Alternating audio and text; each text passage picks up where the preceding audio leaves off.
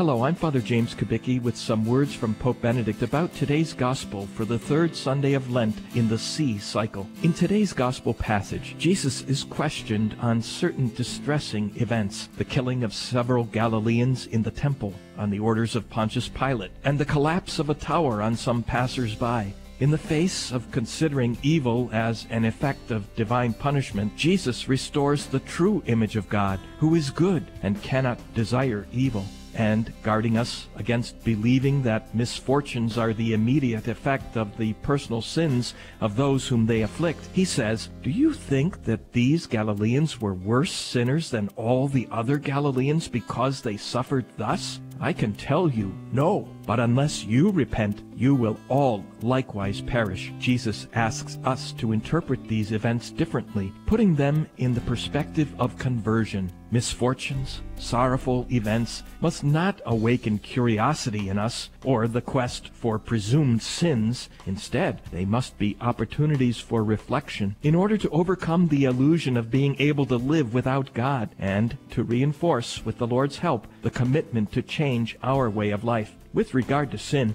God shows himself to be full of mercy and never fails to remind sinners to avoid evil, to grow in love for him, and to offer practical help to our neighbor in need, to live the joy of grace and not to go towards eternal death. However, the possibility of conversion demands that we learn to read the events of life in the perspective of faith, animated, that is, by holy fear of God. Through an inscrutable design of his love, God sometimes permits us to be tried by suffering in order to lead us to a greater good.